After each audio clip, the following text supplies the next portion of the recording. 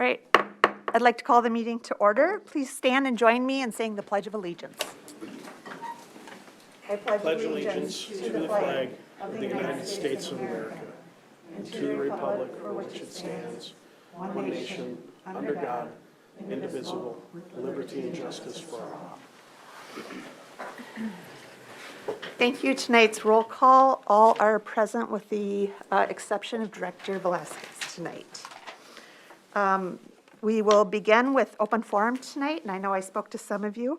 In accordance with Board Policy 203, a 15-minute time period is set aside to receive citizen input through this open forum segment on the board agenda. Sign-up sheets are available 10 minutes prior to the meeting time at the door, and I'll just remind everybody of a few of our policies around open forum. Input from staff, students, parent, and community members in major decisions can be a valuable form of assistance to the board. Open forum is an opportunity to address the board. Individuals who wish to address the board may do so on a topic normally not on the agenda. At least 10 minutes prior to each meeting, a sign-up sheet will be available at the meeting site for individuals to sign up to address the board. Only those whose names appear on the sign-up sheet at the time of the meeting is called to order shall be permitted to address the board. Up to 5 speakers shall be provided, a maximum of 3 minutes, 15 minutes total to address the board, unless an exception is granted by board chair. Speakers will not be allowed to verbally attack, disparage, or potentially defame individual board members, employees, or students, nor may speakers use vulgar or profane language. Also, speakers may be precluded from disclosing personally identifiable private data regarding employees and students. Speakers unwilling to conform to the rules of our time constraints may be told his or her privilege of speaking has ended. Board members shall listen respectfully to issues brought to them by the community, but not engage the individuals during this time. The board shall not deliberate or take action during the open forum regarding an issue that is being presented. If follow-up by administration is necessary, the chair shall request that the superintendent will follow up on the matter. When the board chair proceeds with the meeting, audience comments are no longer in order. However, the board members retain the right to call on district administrators for information to assist the board in deliberations. So we do have 5 speakers tonight, so you'll be allowed your full 3 minutes. I'm going to ask Vice Chair Crosby to monitor the time. She will hold up a yellow card when you have 15 seconds left, just so you know you got to kind of pick your last few words there, and a red card when your time is up. And we will start tonight with Tina Clark.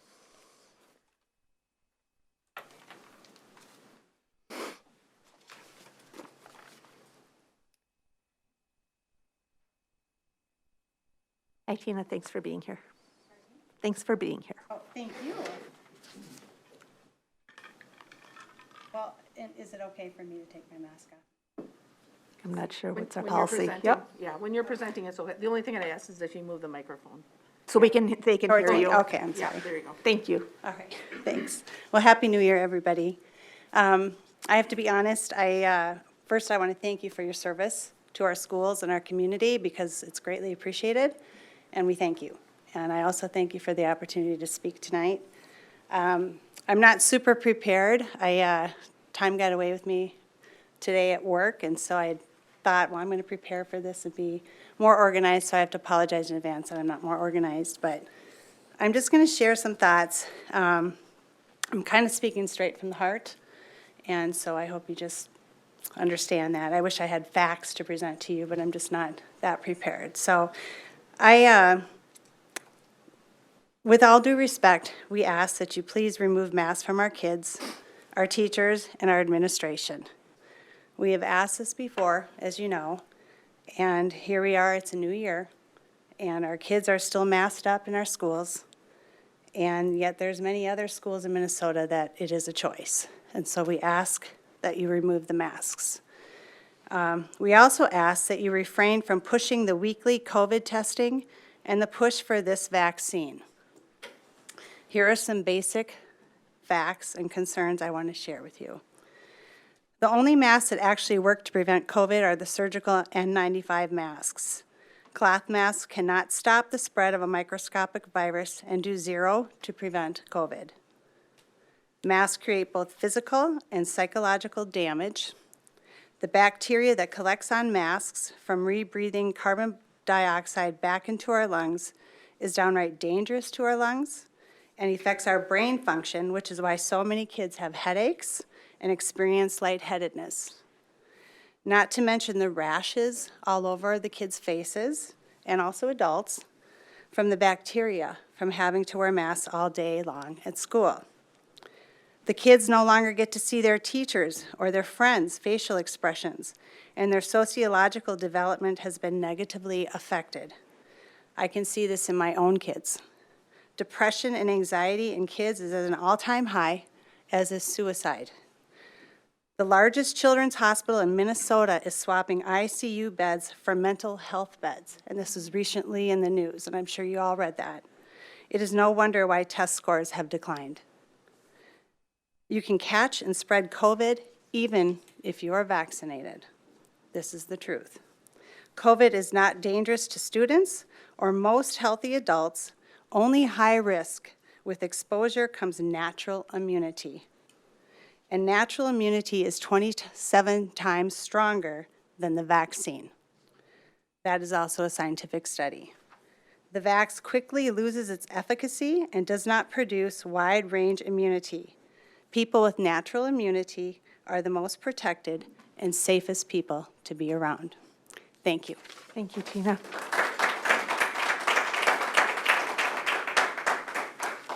Okay.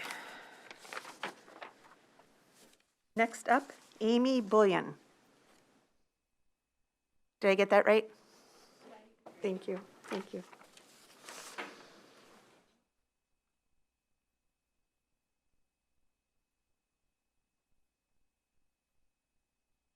Good evening, Board. Thank you for the opportunity to speak tonight.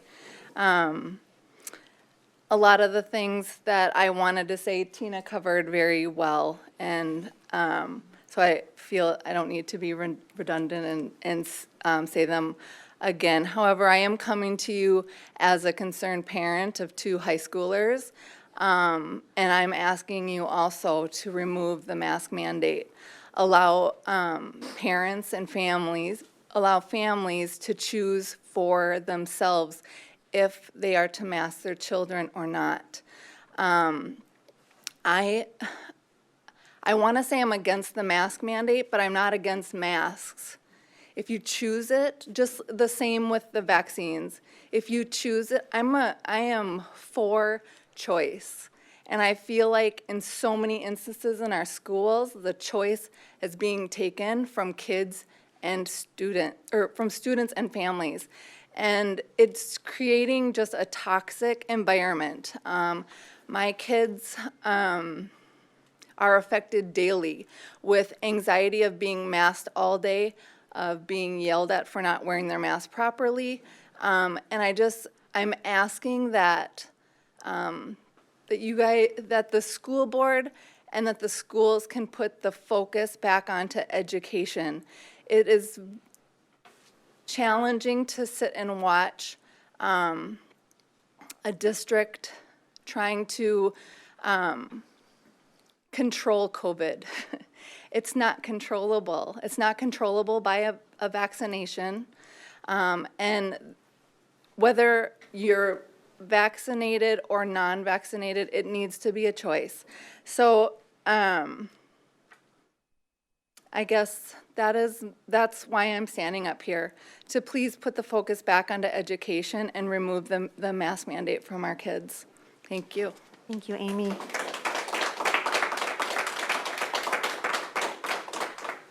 Okay, up next, Joshua Sarovi. Yep, good job. Thank you.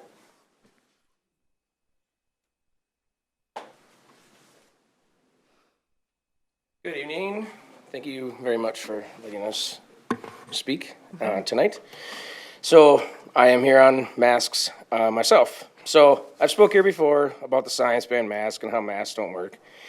Mr. Science himself, Dr. Fauci, said on March 8th, 2020, that masks don't work and that the coronavirus was able to pass through the mask. Google it, you'll figure it out, it's right there.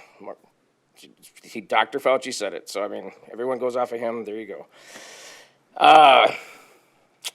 Furthermore, under Minnesota State Statute 260.03, it states that an unreasonable interference with a child's breathing is child abuse. So, technically, we're committing child abuse by putting masks on our children. I ask, again, just like everyone else, you guys can take a vote. You can let parents make their choice. Let people make the choice if they want to mask their kids or not. I mean, it's, go back to education, like the other lady said. Let the kids decide, let the parents decide for the kids. I think it's much better if we know what we want for our kids. You know, you guys, you know what am I trying to say? We know what's best for our kids, okay? So if we want to mask them, we can mask them. If we don't want to mask them, we don't want to mask them. So if they're exposed, we can mask them, not mask them, whatever we feel. There's another statute that also is being called concealed identity, Minnesota Statute 609.735. You're concealing your identities, which is against the law.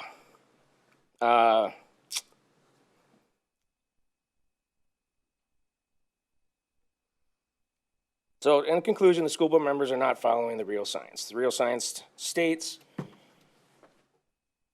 a single variant of SARS-CoV-2 is about 60 to 140 nanometers or 0.1 microns. The pore size in a surgical mask is 200 to 1,000 times that size.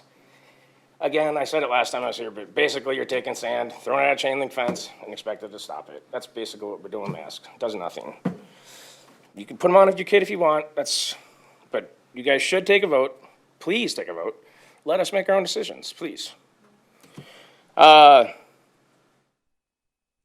So we as concerned parents have the right to make our own choice, what we deem safe for the kids. We just said a pledge to America under God, right? We're all supposed to be indivisible under God. We all work together. Everyone has their own thoughts and everything else. America is about freedom. Freedom of choice is a very big right of that freedom. And I think that freedom of choice, we should have that freedom. So, under God, indivisible. Stop, let's not pick on people because they're wearing a mask, not wearing a mask, vaccinated, not vaccinated. Who cares? Just be people.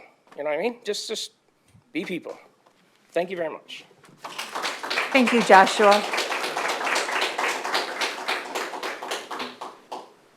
Okay, Lisa Atkinson?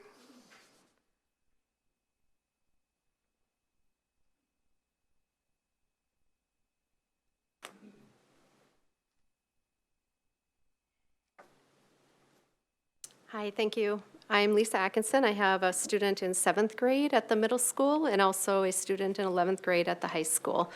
I'd also like to thank you for your service and all the hard work that you do.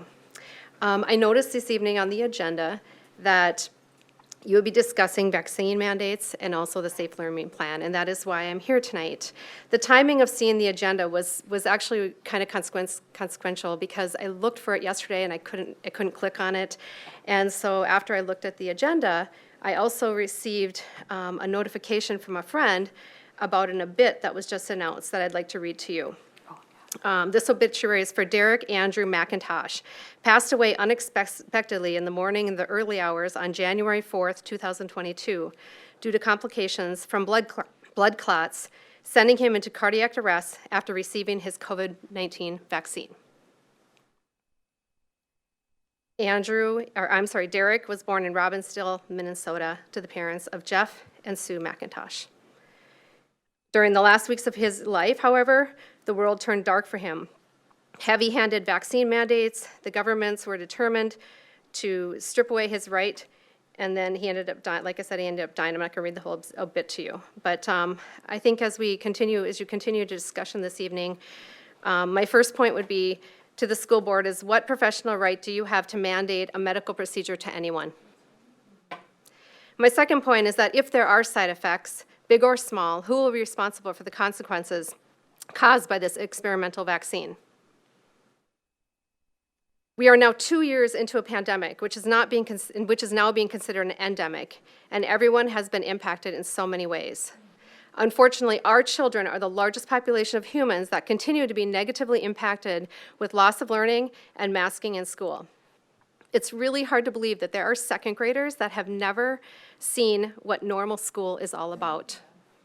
They believe that normal school is going to school with a mask on. I am also in agreement with the other speakers that I would also like to see you vote for the mask mandate to be dropped. We started schools, particularly at the high school, without a mandate, and that is when Delta was prevalent. And if you know anything about about the current virus, Omicron, it's not dangerous. It's been running through our community, and it's like the cold and the flu. And honestly, these kids, they need a normal school environment. There are neighboring school districts and private schools that are back to normal and have been back to normal, and we do not hear of large cases of COVID or death coming out of any of these schools. Perhaps it's time for Prior Lake to make the right decision and get our kids back to normal, mask-free and mandate-free. Let the doctors make medical decisions, let your teachers teach, and let kids be kids. It's time. Thank you, Lisa.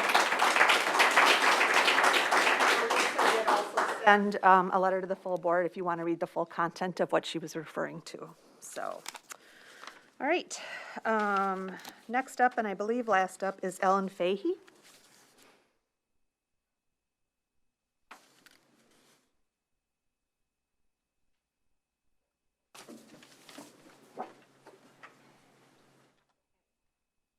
Hello. Thank you for your time and attention. My name is Ellen Fahey, and I live in Prior Lake. I also am concerned about the health and safety of the children of Minnesota in relation to the COVID-19 vaccine. I did some research. I went to Pfizer's own briefing document on the mRNA, and under the heading Overall Risk-Benefit Conclusions, I read, quote, long-term safety of the COVID-19 vaccine in participants 5 to less than 12 years old will be studied in 5 post-authorization studies. And so I was confused because I thought authorized meant it was already safe, but it doesn't mean that. It just means that it was released. Long-term safety is yet to be determined. So then I looked at VAERS, which is a vaccine adverse event response system used by the government, and it's showing deaths of vaccines. The vertical line is the number of deaths, and the bottom line is the years. The average number of deaths of all vaccines combined each year is 155. You can see here where the COVID vaccine was introduced in 2021, it spiked from 155 up to over 20,000. And so this is the vaccine that we are putting into our children's bodies. Now, this question of safety, when Dr. Rubin, Eric Rubin, an FDA panel member, was asked about the question of safety, he responded, quote, we are never going to know unless we start giving it. Dr. Michael Yeadon, former vice president and chief scientist at Pfizer, is convinced of the danger of the child vaccine. He states, 117 children will die from the vaccine before one is saved from the virus. The vaccine sounds dangerous to me, but how dangerous is the virus? Dr. Fauci says that children have 99.997% survivability rate with the COVID virus. He says children with COVID and children with the flu have the same hospitalization rates. So why are we taking such a risk with their lives? In response to this question, Dr. Fauci says children should get the vaccine for others. Is Dr. Fauci, asking children to risk their lives and health for adults, for the greater good? My times have changed. I believe that before a child receives a vaccination, the parent should sign an informational consent form stating that they are comfortable with their child being a test subject in a 5-year experiment, even though this vaccine is not clinically indicated. Again, I love children, you do too, and I hope that you listen to this information, and thank you for your time. Thank you, Ellen, for coming in.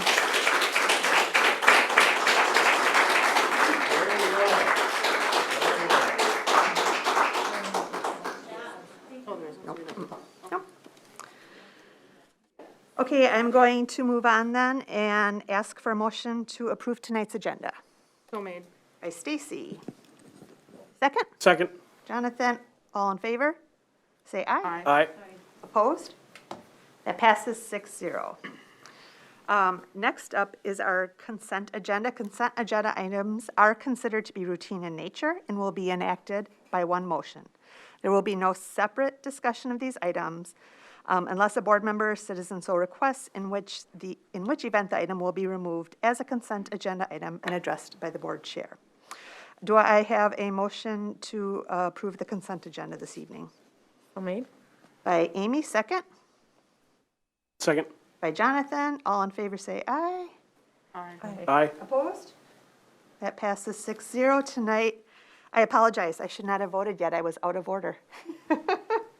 I will ask you again. I want to summarize what is on the consent agenda, which is under financials, the check wire transfer disbursement summary, the wire transfer, EFT and ACH banking activity, bank reconciliation statement for November 2021, monthly wire detail, monthly health and dental wire detail, monthly check detail, monthly ACH detail, the approval of the school board minutes from both the study session and board meeting on December 13th, 2021, personnel items, including candidates for employment, resignations, terminations, and non-renewals, as listed in your packet, district retirement, which I will comment in a moment, leaves of absence, and I believe that is it. So at this point, I will ask again, that was a rookie mistake. Well, for we a already, first meeting. technically we voted. So we Just cleaned technically it up. voted, it passed 6-0. Thank you. I do want to call out, though, just a quick recognition of Lisa Kalina Wolf, who is retiring. She's currently a second grade teacher at Red Tail Ridge and has served our district for 29 years. So that's always lovely and touching to see those long commitments.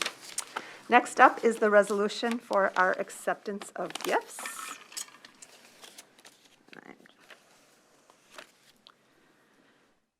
And I am going to see which way I can get to it faster. Thank you.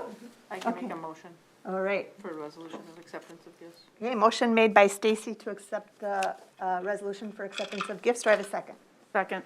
All in, The roll call vote. it's a roll call vote. Thank you. I need a coach tonight. And before we vote, I will just note very briefly that gifts coming in tonight are from Daniel and Nancy. Thank you for sharing with me. Forberg for the Hardship Fund, Prior Lake Rotary for the annual community Halloween party, the Jeffers Foundation for the ELC local busing, and the North Star Diving Club through Jason Bauman for a diving board at Hidden Oaks Middle School. I'd like to take a roll call vote on this. Jonathan? Aye. Amy? Aye. Stacy? Aye. Mary? Aye. Julie? Aye. That passes 6-0. Thank you very much. All right. Laker Pride. There is none this evening. Okay, we have no Laker Pride this evening, so we're going to move on to personnel items. I believe this is Jim. Hey, excuse me. Good evening, Board Chair, Board members, Superintendent Stallo. 2 personnel items for you tonight. I have 2 additional staffing requests. The first one is additional staffing for 4th quarter at the high school. Based upon our staffing patterns this year, they end up actually being one section short in a couple of areas. Oftentimes, we end up with less students by 4th quarter. We have a large 9th grade class and it's maintained. So I'm coming forward with a recommendation to authorize the actual hiring of 2 part-time people to fill those positions. So we have a couple of folks that are licensed and willing to take on those extra sections. Do you want to take both at the same time? Sure can. Okay. Second one is an additional staffing request for building subs. As many of you know, we have building subs assigned to our building. I'm coming forward with a request for approval of 3 more building subs.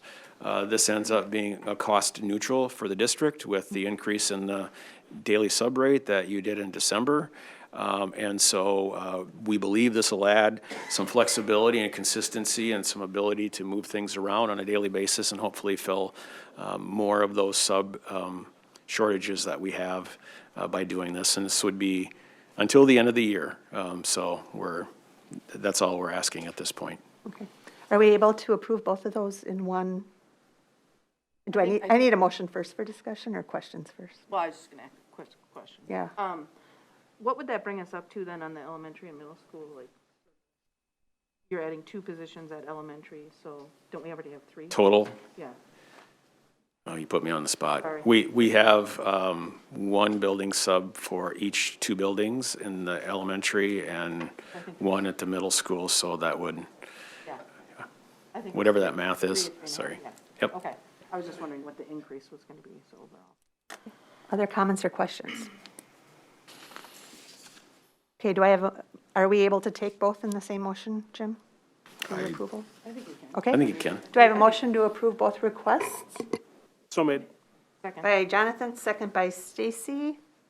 Any further discussion? All right, all in favor? Aye. Aye. Opposed? That carries 6-0. We have got no unfinished business tonight, so we're moving on to new business, and this time we'll call up Julie Sink, Director of Business Services. Thank you. Good evening, Chair Nelson, board members. Tonight, we have Jim Eichten here to discuss our federal audit.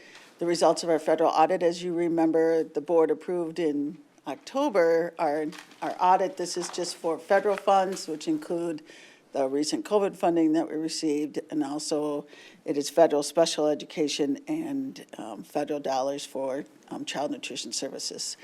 Jim Eichten's here to discuss, and so I'll let him have the floor. Thanks, Julie. My name is Jim Eichten. I'm with the MMKR CPAs, as mentioned. I'm here this evening to go over the results of the single audit of federal awards. As Julie mentioned, I was here in October, seems a long time ago now, to go over the audit results of the financial statements. And this is a much smaller report that I provided, but no less meaningful in the overall scheme of the audit process. We complete a single audit of federal awards if the district receives $750,000 of federal money. You received about $9 million this year, which is significantly more, as Julie referenced, than you've been receiving in the past due to some of the pandemic-related relief funding that's coming out of the federal government. As part of this process, we test 3 things or provide opinions on 3 items. The first one being the schedule of federal awards. It lists out the federal awards that are received by the district and expended on an annual basis. We test your compliance with various laws and regulations specific to the programs that we test. The federal government provides us with a rotating schedule that's based on our risk assessment for those programs that we test. This year, those risk assessments actually were very directive in the fact that there were 3 very specific programs that were identified by the federal government as added risk, specifically because they were additional COVID-related funding.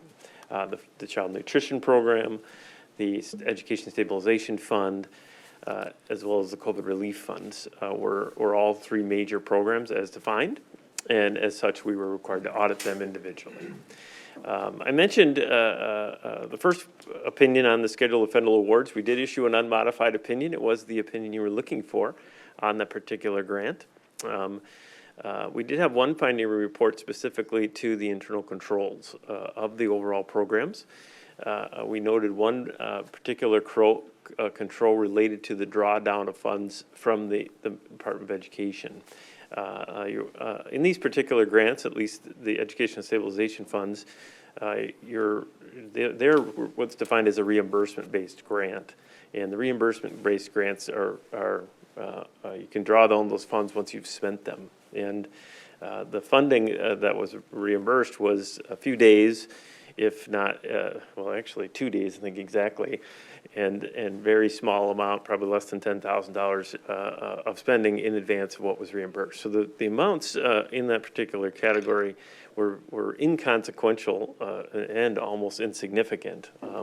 So the finding that we have here specifically relates not to the compliance around these grants, which I think is very important to understand as a board. The school board, and as well as the district and the procedures, you did comply with all the rules and regulations regarding these grants. We gave you an unmodified opinion or clean opinion on that particular grant.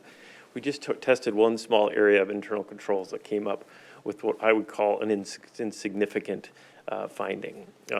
Specific to that finding, there are 2 levels of findings in that area. One is called the material weakness and one is called the significant deficiency. The significant deficiency is the lower level of that finding. So it's the lowest level of finding that you could have, and really, to me, is inconsequential or insignificant to the overall programming. It's also should be important to note that as part of this process last year, we did issue 2 findings specific to the single audit of federal awards, and both of those findings were not a finding again this year. That leads to the belief that the corrective actions that the district makes in those areas on findings is working, and you're able to eliminate the findings the following year. That would be true to the case this year. There is a corrective action plan specifically related to this finding that, as issued, should correct that one minor inconsequential finding. So with that, I'll open it up to questions that you might have on my presentation. Any questions? Jim, just as I understand it, then essentially, we received funds for a reimbursement for an expense that we actually incurred 2 days later. Is that essentially what you're saying? We were supposed to be reimbursed, meaning pay it first? Pay it first, get reimbursed later. That's Yep. the guidelines of the MDE. And it was just the other way around? It was by 2 days. Okay. Some of the challenges in this particular grant relate to the way that that every district in the state does accounting for payroll, in that there's what's called summer pays. Teachers and various entities or various individuals get paid throughout the summer, even though they're not working, if you will, based on rule. And those particular summer payoffs get accounted for as an expense in the previous year because you worked in the previous year. But the cash flow of those particular payments actually goes out over time. So the timing of those particular payouts was anticipated that they'd be paid out before we got the reimbursement. And they missed the calculation by 2 days, and I forget the exact amount. It was less than $10,000. So that's the control, simply in this case. Nothing concerning on my end or nothing unusual. It's just a control that, yep, noticed it, not a concern. Corrected going forward. Thank you. You bet. Other comments or questions? Okay, board action is required, or do you have more to add beyond that? Not. Okay, board action is requested tonight. Do I have a motion to approve the single federal audit as presented to the board? So made. By Jonathan, second by Stacy. All in favor? Aye. Opposed? That passes 6-0. Thank All you. right, thank you so much for being here and explaining that. Okay, great. Next up is the PLSAS legislative platform. There's sort of a team of us working on this that can address it this evening. Dr. Stallo, myself, and Amy Crosby as members of the Public Engagement and Legislative Committee, as well as Enrique, who's unable to be here with us tonight. Do you want to start, or do you want me to jump in? Nope, I'm happy to. Again, the process that we've used is similar to what we've used in the past. You know, it's really important as we begin the legislative session to make sure that as we interact with our local legislators and with different educational organizations across the state, that we're really clear and concise, though I'm not sure this is as concise as any of us wanted, but really clear with what are our priorities. We never get a lot of time with our legislators, so we want to be sure that when we can be really clear to the point about where are our priorities. We have a lot of them. Our educational organizations that we work with also have a lot of priorities, and part of this, I think, is absolutely great because it allows us to be able to educate our legislators about education so that they can continue to support us and help us. So what we normally do, the process that we normally used, and we used again this year, is whether it's Minnesota School Board Association, Association of Metropolitan School Districts, the Minnesota Association of School Administrators, the Minnesota School Board Association, all of those organizations that we're a part of work on their legislative platforms as well. we take a look at what our platform has been over the last couple of years, what we believe our priorities are, and then we just start working on it. The committee worked, we took it back to leaders and worked back and forth a couple times, continued to align to our different organizations, and in front of you this evening are the priorities that we've come up with for this current session. As you know, we'll be meeting with our legislators in 2 weeks on January 24th. We've invited them here for a light dinner and an opportunity to share our priorities with them and also to hear some of their priorities or how they see the session going. So with that, I'll turn it back to board members if you want to review anything or speak any more about it. Sure, we won't read this line by line to you. You all had it in your packet, and the public can read it online. I will say this is my 3rd year on this committee, and it's probably the most time-intensive I have ever spent on putting together the platform to bring forward. Working with the different organizations, reevaluating, trying to figure out where we're at. And the other thing I would just say, too, to those listening is, I think sometimes when issues come up for school board, people think we have all the control and we can navigate and change rules however we want. And really, so much is dictated by mandates or policies or directions put down by the state and how they allocate funding in different areas and where there's shortfalls. So a big part of our work as school board, especially our legislative committee, is to advocate at that state level, to try and get the changes that we need to help all our kids do better in school. Very briefly, I'll touch on the top 2 headers here. Number 1, this has got to be the year to stabilize education funding. Everything from tying our local formula to inflation so we can have more stable planning, to alleviating cross-subsidy issues that continue to eat out of the general fund, and to increase equalization. Those are just a few highlights. Secondly, really want to call out the issue that all districts are advocating for, and that is we need help with support staffing shortages and to diversify our teaching workforce. So both, every district is struggling with bus drivers, COVID, shortages in food service. Some of you have all served lunch to students to help fill in the gaps. Also, we are looking for additional funding and ways to create more sustainable programs and incentives to increase and retain our teachers of color. This is an important statewide initiative. And we are also looking for support to create more multiple pathways to the tiered licensure system and to create provide more funding to create incentives and alternative ways to get our teachers into the profession. I know I just heard a news story that said we're not even attracting kids into teacher programs, and some colleges are actually closing those programs down. I'll turn it over to Amy. Other topics that we're discussing that are in the board packet that you can read about have to do with school safety and reducing mandates and enhancing local control and flexibility. But lastly, I want to talk about the bucket of COVID-19 relief and support. So our schools, PLSAS, we're in the bottom 15% of district COVID-19 allocations in the state. So we're really looking to advocate in a different way. The reason we're in the bottom 15% is because most of the funding and allocation of funding, and correct me if I'm wrong, has been linked to free and reduced lunch, because that's typically been the neediest population, as studies have shown. However, with COVID, we all know that it has affected all children. It has affected mental health. It has affected PPE that now we need and our teachers need, technology, hotspots, devices, cleaning supplies, all those things. Those aren't just for students that have needs for free and reduced lunch. They're for all students. So we, I think, would be advocating for a little more, what we would view as a little more fair disbursement of the incoming funds that are still on the table. Yep. Anybody have any questions or discussion about this? I'll just echo my support on, for sure on the COVID. I've looked at this for quite a while, just the, unfairness, it seems like, on that when, you have districts receiving really lots and lots of money, and in comparison, our district, a rather small amount, even though our district size is pretty substantial. And then, okay, sorry, I'll repeat it. Yep. Oh, look at that, it's off. That's probably why.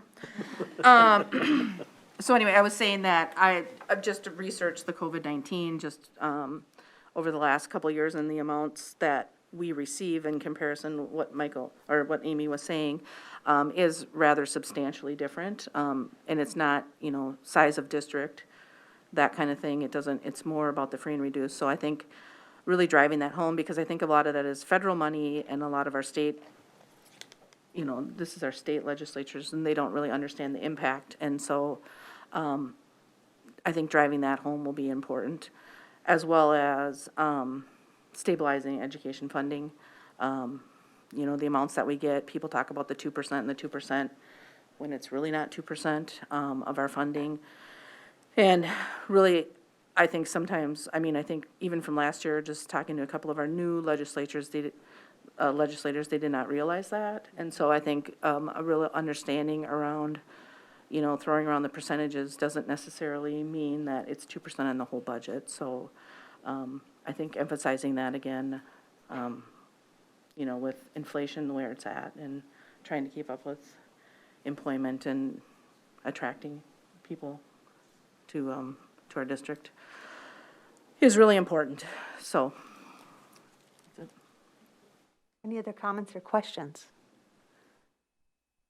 Okay, and I'll just reiterate too that this, I think probably more than any other year, our platform will look very similar to other districts, even though our needs are different, because as we worked with our colleagues and participated in the organizations, these same themes are being emphasized. Just so people understand, the legislative platform means that these are the points that we will bring up for discussion with our legislators when we meet with them and ask for them to help advocate for at the state level to assist us.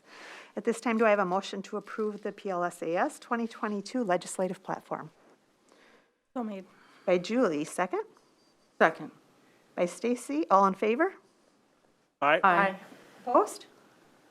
That passes 6-0. All right, moving on, one more item from the legislative committee, and this is no board action requested, but just to kind of bring it to the board for reflection and thought, and I'll turn it over to Amy Crosby. And if you'd like to add, go ahead. So our Public Engagement and Legislative Committee is seeking board support for quarterly contributions, written contributions to the Laker Connections printed publication. It would come via the Public Engagement and Legislative Committee, but it would be the voice of the board around really sharing with the community around the role of the board, and also any other topics of interest in terms of public engagement. So really trying to increase that connection of communication between the board and the community. So just kind of putting it out there for something to think about and discuss. So this, Please go ahead, Jonathan. we're just advocating for the committee to be able to contribute quarterly some information about what we're asking for, what we need, the purpose of that committee to the community. I would say even more general than that, it would be kind of an ongoing column for engagement. Okay. To help the community, people just who would have no reason to have to dig in, to really understand what is the role of the board, what are we assigned to do, how is governance different from management, how do we make decisions, when do we, gather public input? Because when all of these big issues are happening, I think unless you really are going to study how school boards work, which are different than city councils and other government organizations people are familiar with, it's hard to know who do you question, what do you ask about, how did that decision get made, why did they do that? So I think, unless I'm wrong, we're talking about a more general, just to engage the community and say, hey, here's what a school board is, here's some of the things we have to think about, here's the role we play, here's the role our superintendent plays, here's what the administration does. So, do you want to add to that, Amy, or? No, I think that's really accurate. Okay. We can't expect them to know if we don't share. And it can be kind of boring sometime, but we might as well put it out there so they understand. So we don't need any board action on that, but are there any questions or ideas about that? Do we have general board support to move forward with starting to build that engagement I would say piece? so. Yeah, Yep. I think that'd be good. I think we've always kind of struggled with how to engage. So I think just having an understanding, at least a basic understanding, is helpful. You'd like to add? Nope, sounds Okay, great. I think that's the great. direction the committee needs. Okay, very good. Thank you. Moving on now to our Safe Learning Plan update. Bring up Kate Kyle and Dr. Stallo, I believe. I'm going to let I'll go ahead and kick things off as Kate pulls up the presentation. As you know, our COVID-19 team meets weekly. The last question I always ask at that meeting is there any recommended changes to our safe learning plan? And it's been great that throughout the year thus far, there have been very few changes.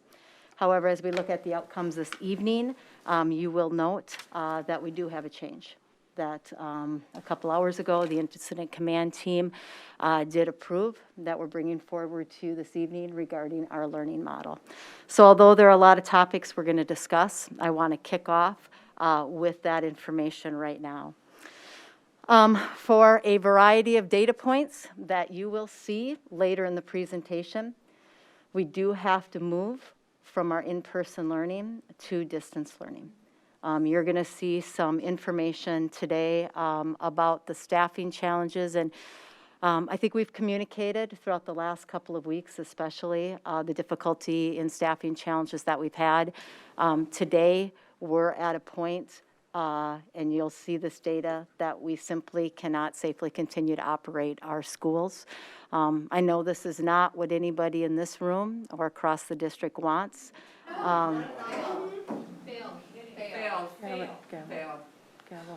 And as I said, as you see this data and recognize the number of staff that we had out today and our inability to find subs because of the staffing shortage that we Please, talked about. if we can't stay quiet in the audience, I will have to ask you to leave. We have to get to the business. Thank you.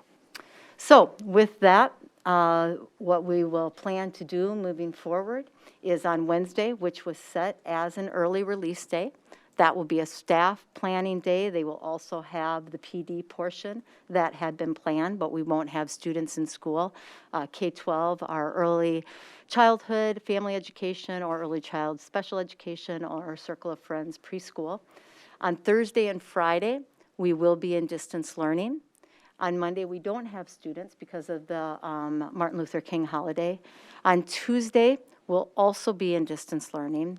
And then at that point, we have every hope that we can get staff back who are healthy and ready to continue our in-person learning. We will be sure that we communicate that to families, any changes that we would have to do to that recommendation by noon on Tuesday. So just a couple of things as we continue on with this. We will continue. Kate, if you want to go to the next slide, please. Thanks. We will continue again, though you'll see some significant student absences as well. The reason behind this is staffing challenges, so we will continue activities in athletics as scheduled, and there'll be more information that comes out. School meals, our Child Nutrition Services team has been working very hard to figure out how they can provide free curbside meals to go while the district is in distance learning. There's some information that meals will be 3 days worth of free breakfast and lunches available for pickup on January 14th. And we will, obviously, after this meeting, be communicating all of this information to our families and staff. But wanted to let you know that there was opportunities for meals. And then lastly, the Kids Company, our community education childcare, has worked relentlessly all day to figure out also what they could do. They are also challenged with staffing shortages and different needs that come with being in distance learning versus childcare before and after school that they provide. But they are working to see how they can assist families who might need some support, especially those families that are currently contracted with us. So more information will come specifically from Community Ed around that. As we look at the next slide, I'm going to ask Kate and Jim Quorum to share information on this, and I think this will help board members and the community understand why we've had to move to this decision. So related to staffing, there's some things that have changed in the last, since we've been back in January. So I'll go over that. We always have been around 10 or less % with staffing being gone. We are around 12%, and I think it might be higher than that because not all absences necessarily are accounted for in each day. But today, we're right around 12% of all staff So this is everybody, all employees out. In addition to that, and you've heard me before, and I'll say it again, but we also have significant critical staffing shortages in some areas, especially in support staff. Right now, we have 53 open positions. So if you start to add these up as you go, if 12% of our entire staff is out, and then we have 53 open positions that are not filled, it adds up rather quickly. As far as our sub-fill rate, and so this is for teachers and paras, those working with children, typically through the pandemic, we had been about a 70% fill rate. In December, starting November, but in December, we were at about a 50% fill rate on any given day. After we came back in January, the first couple days were in the 40s. We dropped into the 38, and now we're down to 32. So our fill rate for teachers and paras continues to decline, and the absence numbers continue to go up. And so, I mean, you think about 32, there's 64 open positions today for teachers and paras that were not filled. Add that to the 53 open positions we have, and you can see the extent of the issue that we're having. As for student case rates, between January 3rd and January 10th, we've had 632 kids reported absent either due to testing positive or having to be in quarantine due to someone in their household testing positive for COVID-19. Just over the weekend on Sunday, we had to move a classroom at Five Hawks and one at Glendale to distance learning because we had 4 or more cases in the classroom. And when we look at the building rate, which I'll pull up later, you'll note that 5% or more of some of our buildings have students absent simply because they've tested positive, not just because of quarantine, but actually testing positive. If we look at our Scott County case rates, the rates did plateau much of December and were in the 80s. However, for the week ending January 1st, the county case rate increased to 100.5. That's the preliminary number. We'll get those final numbers tomorrow. I actually did call Lisa Brodsky, the director of Scott County Public Health today, and she said because of the rapid or the availability of some of those over-the-counter tests that aren't getting reported, she does estimate that this county case rate is about double that. And here is a graphic just showing our cases here at Prior Lake Savage Area Schools. Student COVID case rates were 228 following the winter break, and we always calculate our rates looking at a Thursday to a Wednesday for our week. So that was just Monday through Wednesday, the week returning to school. So 228 cases there, and then 39 cases within staff. If we're looking at this coming week, Thursday, Friday, and today, we've had an additional 168 student cases and 18 staff cases, and we still have 2 additional days of reporting to go. Additionally, we have 100 students who are in quarantine due to an exposure in their household this week as well, and 136 last week. Here's that graphic that I referenced, looking at just those positive cases in our building. So this is just looking at 6 days. Several of our buildings have reached nearly 5% of students that have tested positive. And I just wanted to bring your attention to Prior Lake High School. Prior Lake High School is between 4 and 5%, and although that doesn't sound like many, that is nearly 140 students. Okay, can we just review with the board? I know that when we established, and the board wanted to have us look at multiple data points. And one of the data points that we looked at, in addition to the staffing that HR constantly gives us, as well as the county case rates, we also talked about originally that ILI, influenza-like symptoms report, and the Minnesota Department of Health. When a certain building reaches that 5% mark, that's at the point that they say, you need to really look at the spread that's happening within the building.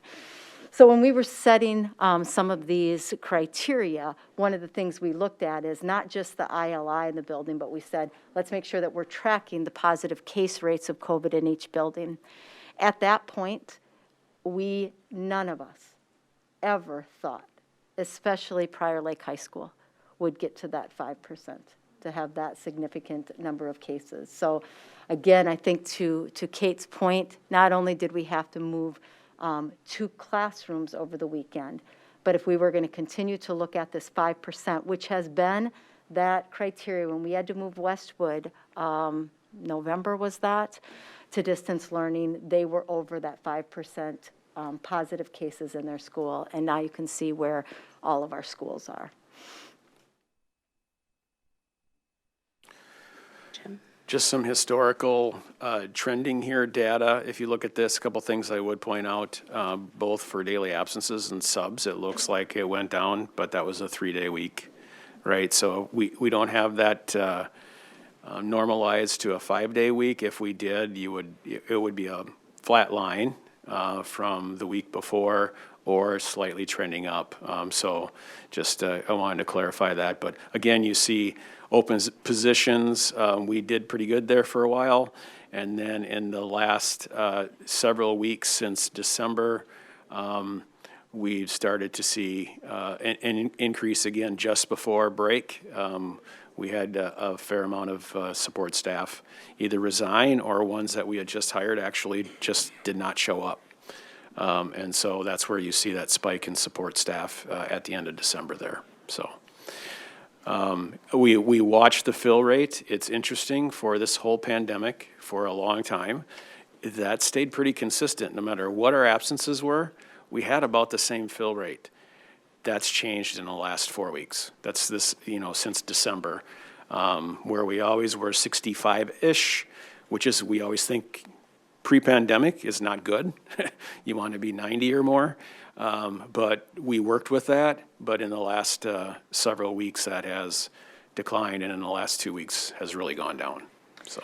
Jim, can you reference, I know in an earlier meeting, I believe you or one of our colleagues shared the teachers on call, the vacancies or the open positions for today? Yeah, one of our teachers on call subs told an administrator today that when they looked this morning, there was over 300 open positions still unfilled when they took a position. So that's a pretty good number. I mean, it's a lot of metro districts use teachers on call, but that was towards the end of the fill time. So there's a lot out there unfilled. And what this does, you probably know this, but it puts pressure on the staff that are here then. For instance, today in one elementary, there was no specialist areas taught. All those people had to go into a classroom. And that's becoming more common all the time. And our teachers have been great about filling in on their prep, amazing about being willing to step up and do that. But we're to a point now where even that is not sustainable with the staff that we have.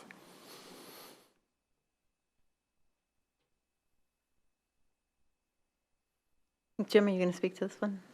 Oh, sure. So one of the things that's coming tonight is the emergency temporary standard. More to come in the next few days. The Supreme Court heard the arguments on Friday. We'll wait to see what happens this week. In the event it does happen, that OSHA standard requires that employees of over 100 either have to require the vaccination or require masking and weekly testing. At this point, it would be our recommendation to go with the second option. So staff would have the choice of vaccination, but then masking would be required if they decided not to show proof of that. We've created protocols and forms, and we are ready to move forward if that requirement by the courts is upheld, and we'll move forward with that. We're good with the first masking requirement. It's already passed, and since we already have mandatory masking, we're okay with the first deadline with that. The second one is in February, and that's when testing would start. So we'll see this hopefully this week. Please, I need to be able to get through the whole agenda. Thank you. At this time, the requirement to wear masks at Prior Lake Savage area schools will remain in effect due to the elevated case rates. Additionally, masking for employees will ensure we're in compliance with the federal ETS that may go into effect. On November 9th, we began offering those Zoom-enabled voluntary test kits for students and staff. Testing is an additional mitigation strategy to prevent the spread of COVID-19. Tomorrow, the district will begin offering rapid at-home testing to students and staff.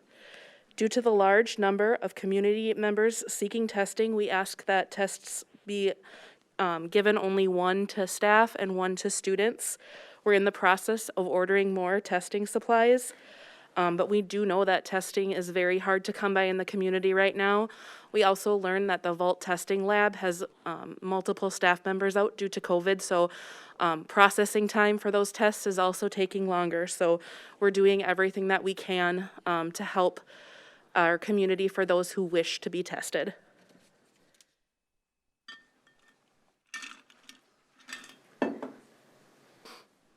On December 27th, we learned that CDC recommends a 5-day quarantine period.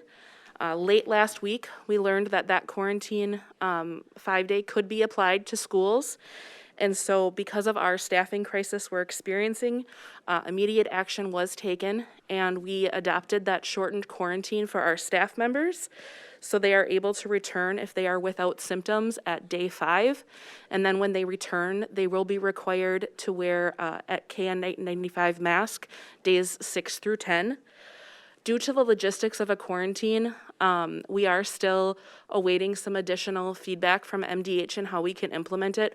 One of the biggest, complications we'll have to work through is there are times when students come back from that early quarantine and they're not wearing a mask, and we'll have to figure out where to place them from days 6 through 10. That meeting with Minnesota Department of Health will be happening on Wednesday afternoon. We hope to get more information to the public about shortening our quarantine at that time. Thanks, Kate. As we look at next steps, I think you all know keeping our students in-person learning has been our priority since the entire year. We recognize that moving to distant learning is a huge burden on our families. It's not what our students, our families, or any of our staff or you board members want. However, we simply cannot operate that short of staff, and I don't know an organization that could. I just want to also say that our staff in every corner of this district have truly done heroic measures to keep us. There were days and weeks before the holidays and last week where, again, what they pulled off, covering for each other, making sure that we were splitting classes, working during their preps, has just been amazing. And unfortunately, we're simply at a point that we still can't do it with the number of staff we have out and the lack of people who can fill those positions. So based on the data from today, this is the plan moving forward. We did meet with the incident command team a couple hours ago after we'd worked all day on determining if this was the direction we had to go. They did approve this plan, and we know we needed to bring it to you, want to bring it to you for questions, comments that you have. Again, with your support, we will communicate this evening with staff and families. So we're happy to take any questions that you have. Any questions or comments? Mary? I have a couple of questions and one confirmation. No, the policy we're going to discuss with regards to the, what we just talked about with the testing and all that, that applies to staff only? Correct. Are you talking about the ETS? Right. Yes, That that's applies staff to only. staff only, not to Employees students. only. Yeah, employees only, employees of the district, okay.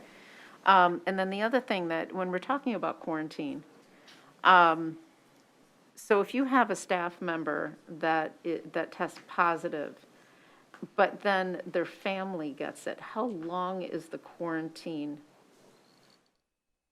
Does that compound because they're then exposed to family members at home? So that makes the staffing shortage all the worse? Yes, so there's a couple different factors. So if someone is If a staff member is fully vaccinated and they have someone sick at home, they are able to continue to come to work. If they develop symptoms, then they need to stay home. But a lot of times we are seeing that when people are in their homes, that is where transmission is happening. So they might have one, child test positive and get sick, and then it goes to another child, and then maybe they get it. So we are seeing, both with staff and students, households with multiple cases. Okay.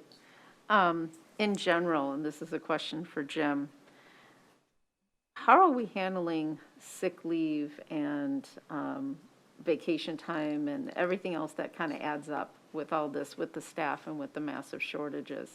What do you mean, how are we? Are we at a point where we have staff that have, let's say, exhausted? I think there's a few instances that happens every year, but it's probably exacerbated this year, and basically we're taking them one at a time. If you're referencing the leave under the emergency order from before, that's no longer applicable, that COVID leave. People are taking their sick leave or personal leave if needed. And again, if there's a unique situation, we try to look at that individually, as opposed to a broad stroke across all of them. So nothing is different than we normally would. We're following contractual language and. Okay, I'm just wondering about the net impact on everything else that's compounding here. And then we also have people that don't have COVID, then they get the flu, because that's going around too. So we've got this, effect. So then my last question is because of the delay in the reporting of the numbers, when we go distance learning, and maybe you said this and I didn't catch it, what is the order of precedence for making that decision? Because there's a delay in getting the numbers, and the numbers may go down, and how that all is going to happen. Mary, that's a great question, and I would say today we did something very different than we've ever done. The data we used today was today's numbers. We have been, you're exactly right, we've been tracking the county case rates for, a year and a half, and there is lagging to that, which is one of the reasons I think the board from the beginning has said, we don't want you to use just one data point. But the data that got us to this decision today was today's data around staffing. We simply, with that many staff out of the buildings, with a 32% fill rate on substitutes, we've been filling holes for the last several weeks, and there just aren't enough people right now to keep filling. And again, I don't know an organization with that percent of staff out that could operate. So it was today's data, and that will be the most important data.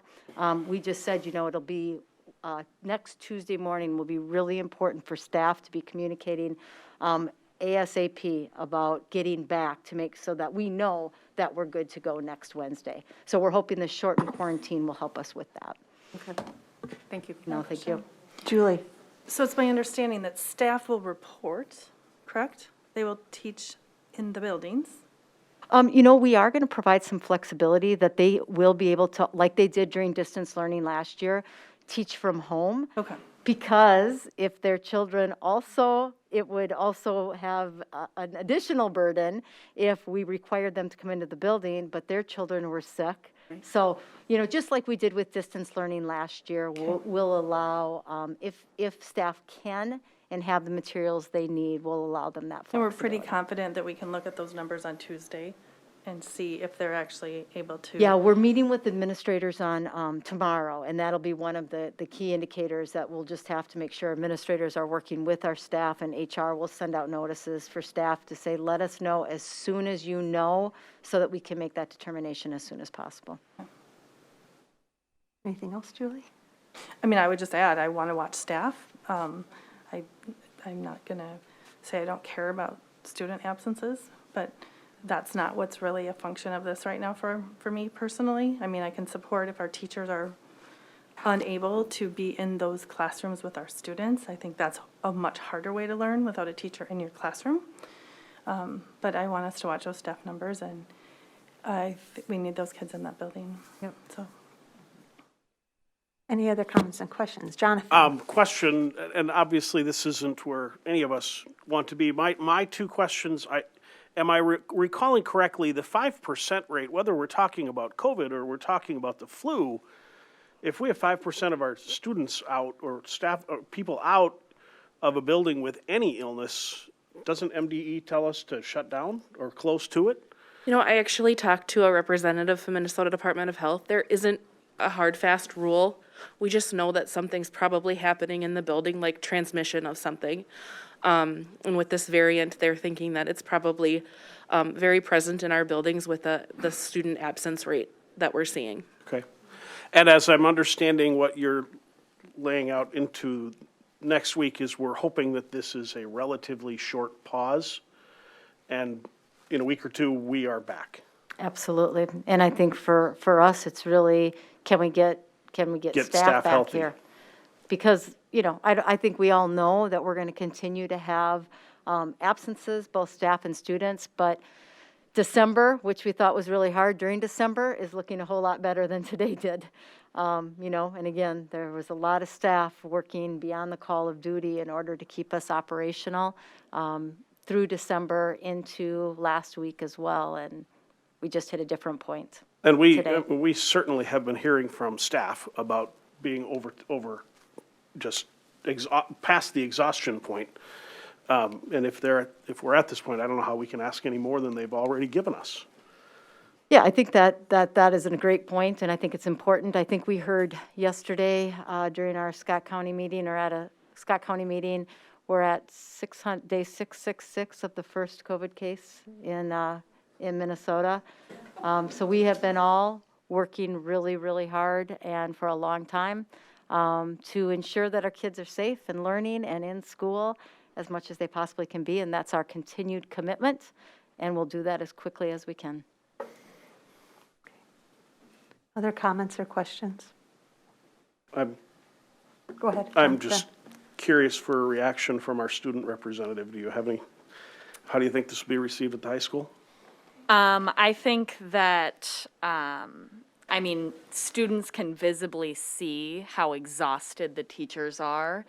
And I don't have a single teacher who I haven't heard say that they're working in their prep and they're behind on grading and they're overwhelmed in every way. And so I think a large majority of our student body is going to be at least a little understanding that if there aren't teachers, you can't learn.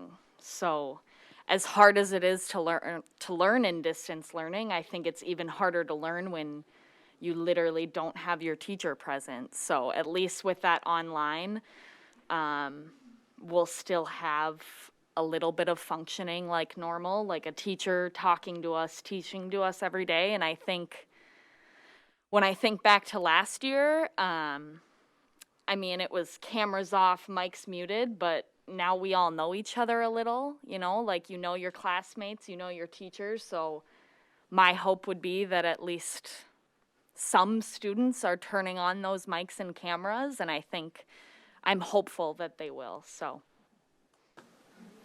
Question. Go ahead, Mary.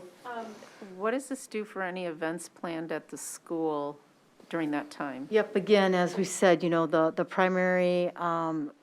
primary reason for this is that the shortage of staff. So we are maintaining activities. Okay.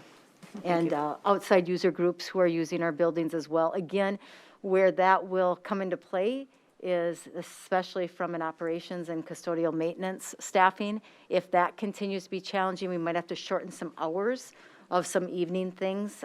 So we're having those conversations to see what that might look like to assist the operations staff who have also been hit by both vacancies that they have as well as COVID.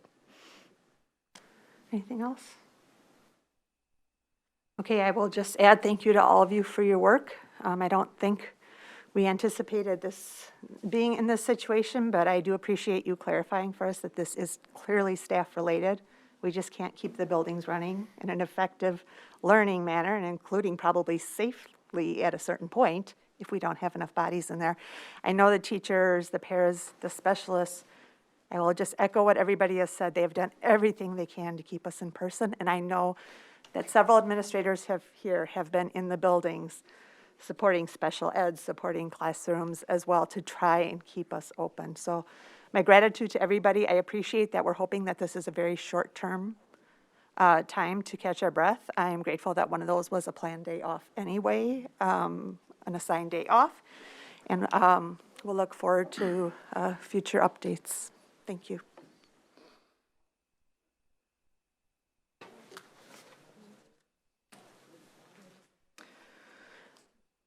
Okay, we will go ahead and move on to policy. And up front, we have policy 722, public data requests that Jim Corn will be presenting to us.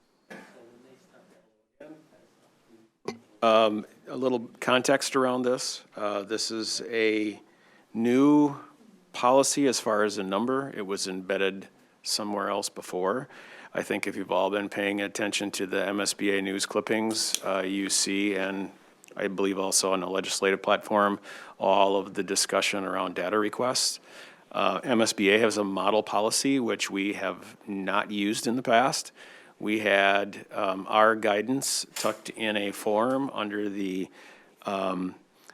public and private data policy. It's our feeling that this warrants its own policy to make sure that everything is laid out in detail as opposed to sort of, like I said, tucked away as a form without all of the guidance that goes along with it. And so just based upon the volume, the specificity, and the extensiveness of a lot of the data requests we've gotten, and it's almost epidemic, if I can use that term, in schools right now with data requests. We just felt it was best for all, fairest to everybody, that we have a very detailed policy which lays that all out. And we feel there's some urgency around doing that. So that's why we're bringing it forward now as a standalone to review. And again, it's word for word the MSBA model policy, I think, right, Christy? Yep. Comments or questions? Well, like when you go to, other school districts or to the state, they now have an addition on there where they're no longer providing printed copies. It's all electronic to cut down on the costs and also to abide by what's supposed to be 100% publicly available according to state statute. Mm-hmm. I noticed that some of the legacy language from the MSBA in here about paper copies and stuff like that is still in there. Do we have, because the state does it now, is there anything,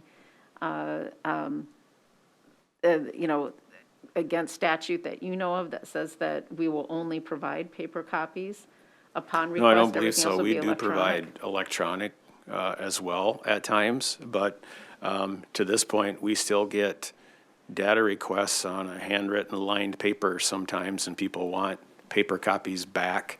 I guess we didn't talk about nixing that and just only providing electronic, because I'm not sure everybody who does data requests would have the ability to read it if it was electronic. So I understand, but the way the state does it is if you want it in paper, then you've got to pay, but otherwise we do it by default electronically. Is that language that we can add in here in order to cut down the cost and the time? It's in here, I think. It's actually, that language is not default, it just states the cost for paper copies. I was wondering if we couldn't kind of push it, nudge it in the electronic way, a lot more than what we do. I think it says copies will be charged, paper copies will be charged. Right, Yeah. but what I'm trying to say is that unless you specifically say paper copies, everything will be done in electronic form. Default. To try to put the default language in there to kind of push, because that's a lot of work, it's a lot of cost, it's not, obviously environmentally good. The ink is very expensive and it requires manual effort, but let's say if it's a financial request, you should be able to go in the financial system and just dump it into a PDF. But when people want their traditional paper, to put language in there to actually kind of dissuade that as much as possible. And right now, we just kind of state. And It's on the request. If somebody's asking for invoices, that only comes in a paper form. So sometimes it Scan doesn't, everything in? but we scan it in, but it's not available to then be redistributed out.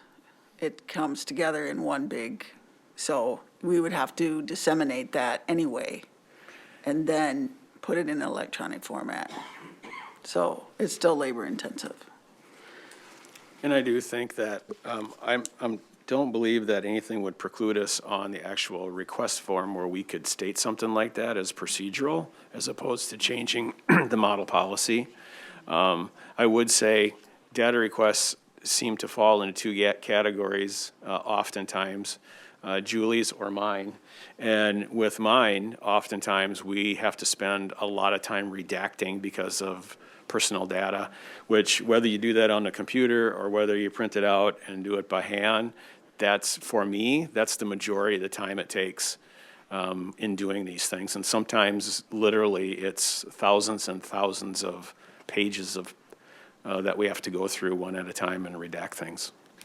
Is there a way that we can be more specific about that, so when people request, they understand what they're getting into?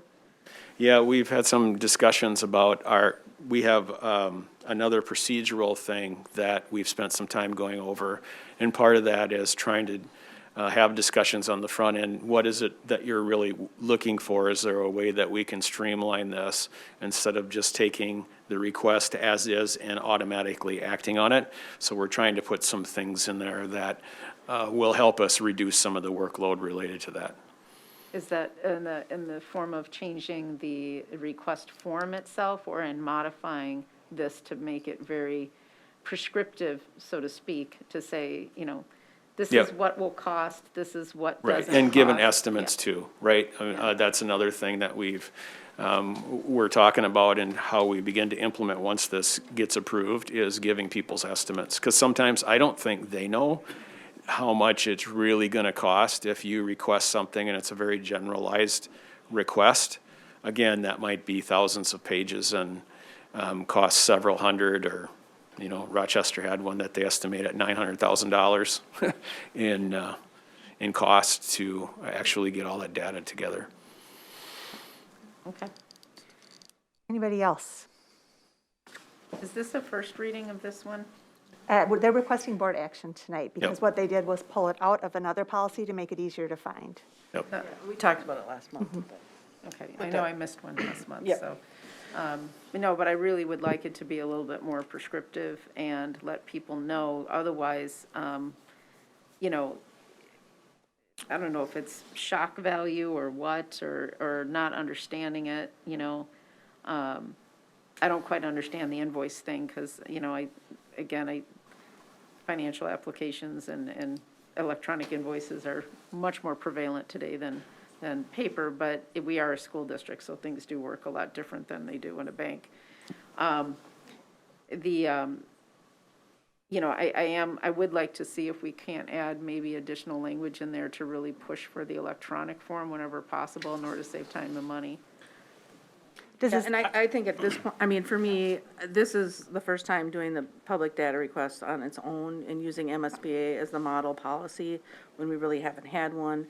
I think what Mary's suggesting, it sounds like procedurally, we can do that in a document that goes to the public when they're making their request.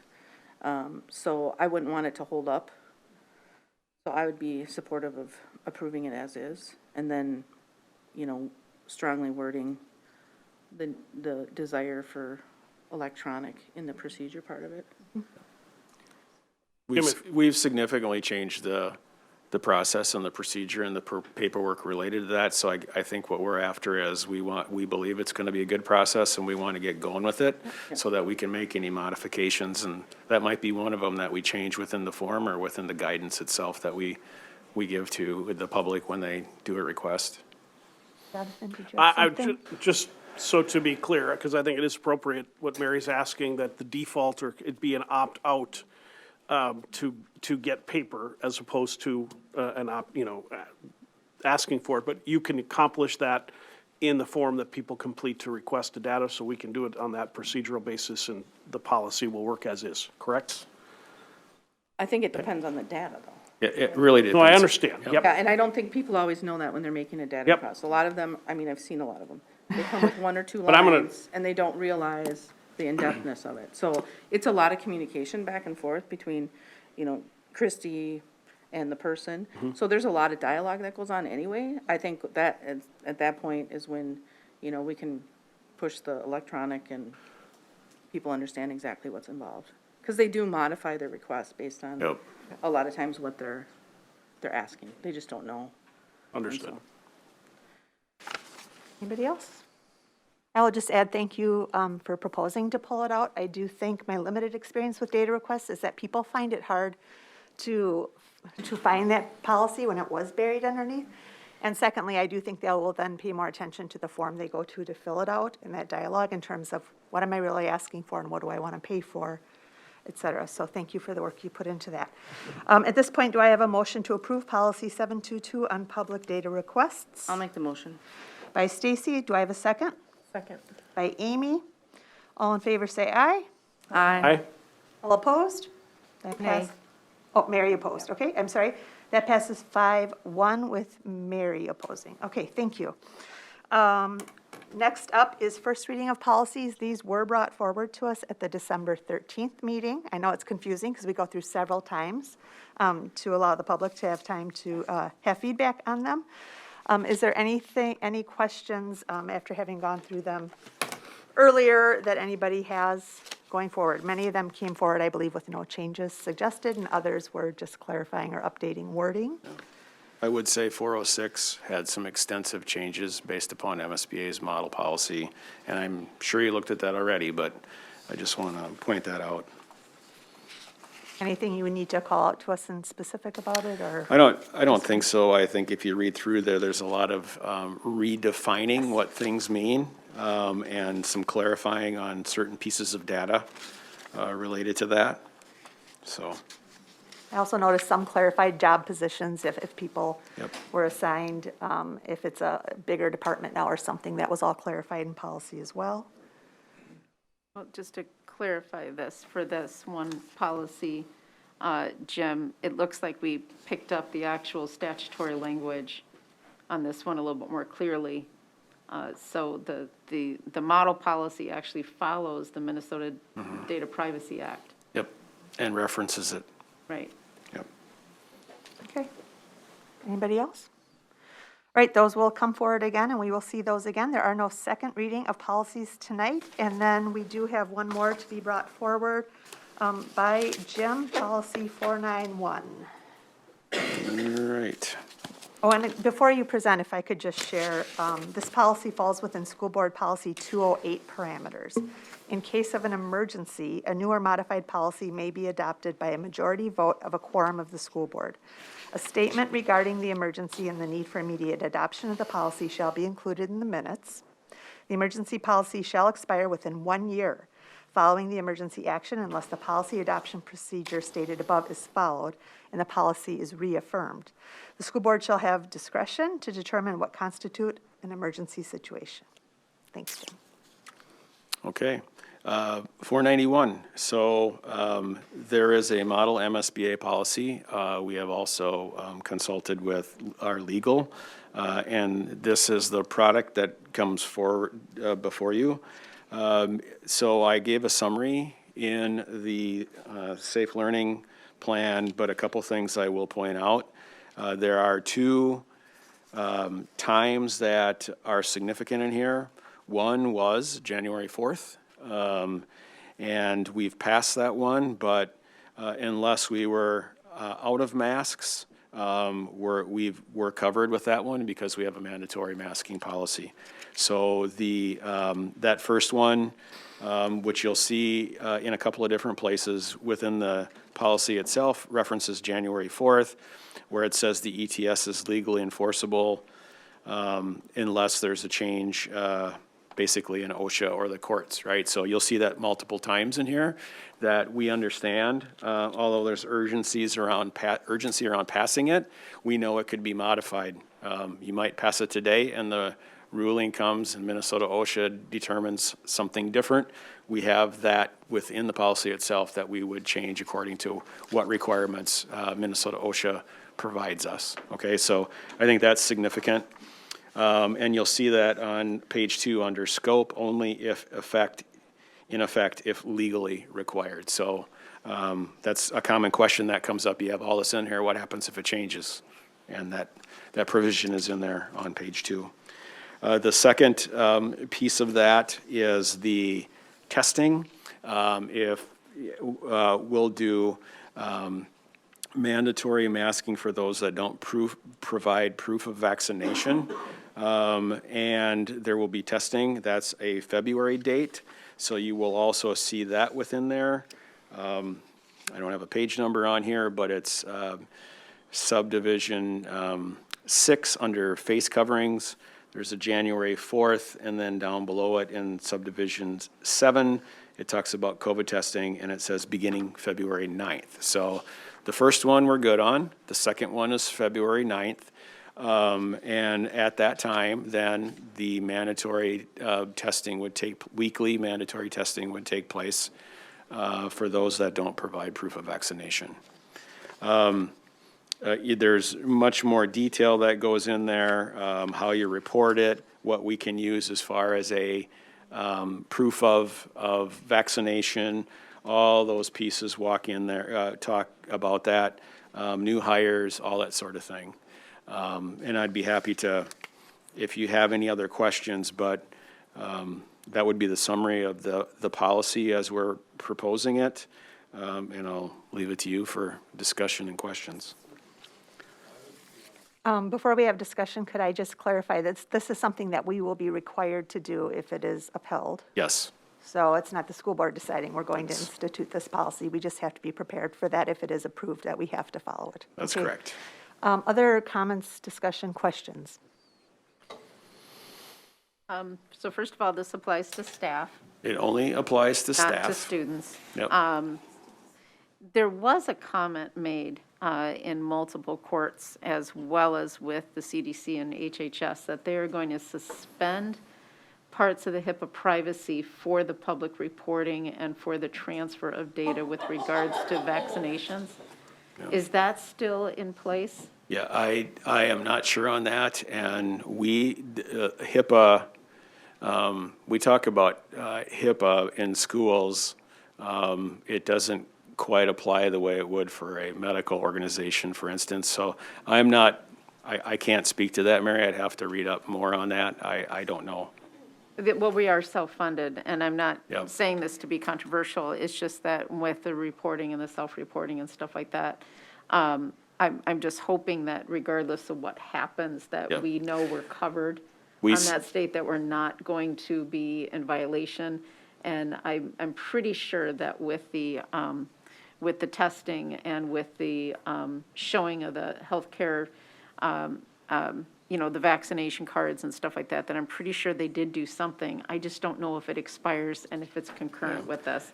I just want to make sure that we're all, that there is, this looks good the way it is for the staff, but I would like to see if maybe legal counsel could be consulted to make sure that we follow all aspects of this particular reporting.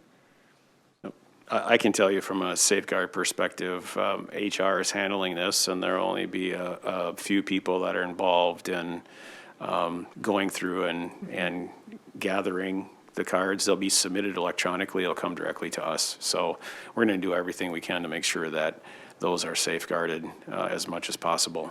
So. Other comments? And I assume the same thing is going to apply to every other district that qualifies with number of employees, so this is not unique to Prior Lake No. Savage. All right. It also is applying to small businesses now too, by the way, so. Right. Thank you for Yeah. that. Okay, board action is required on this tonight, so I'm going to ask if we have a motion to approve policy 491. So made. By Jonathan, a second. Second. By Julie. All in favor, say aye. Aye. Opposed? That motion carries 6-0. Thank you. Okay, moving on to administrative reports. Dr. Stallo. Thank you very much. At Prior Lake Savage Area Schools, our mission is to educate all learners to reach their full potential as contributing and productive members of our ever-changing global community. And tonight, I would like to share some information with you in which we've been engaged. The MSBA Leadership Conference begins this Thursday at the Minneapolis Convention Center. As always, there'll be school board members from across the state attending, as well as many of our members. We'll also have featured nationally recognized speakers and a wide variety of leadership workshops. Our school district has been selected to actually present. Michael, Stacy, and I will be presenting on the importance of school board relations and with one another as well as with administration. Next Monday morning, our district, the Rotary Club of Prior Lake and the cities of Prior Lake, Savage, Credit River, and Spring Lake Township are hosting a Martin Luther King Jr. Day celebration to come together as a community to show unity, promote equity, embrace our differences. The event will be at Prior Lake High School from 8 to 10 and will include a multicultural breakfast, remarks from mayors of both the Savage and Prior Lake, and keynote speaker Gail Lewis Miller, who's a retired principal, as well as student speakers. There'll also be musical performances and dance, and the community is invited to attend this free event. Masks will be required. We're continuing our community coffee and conversation event to discuss race and equity in our communities. The event will again be jointly hosted by the school district along with the cities of Prior Lake, Savage, Credit River, and Spring Lake Township. Local equity facilitator, Seema Pathini, will also again be leading our discussion. The event is January 20th from 6 to 8 at the McCall Pond Environmental Learning Center in Savage, and the community is welcome to attend for free. I'd like to recognize our own Director of Equity and Inclusion, Sam Oak, on receiving the Ron McKinley All My Relations Equity in Action Award. This award is given annually by the staff of the Minnesota Education Equity Partnership in recognition of a volunteer who transforms educational institutions, organizations, and leaders to ensure that students of color and American Indian students achieve full academic and leadership success. Sam, congratulations to you, and thank you for everything that you are doing in our district.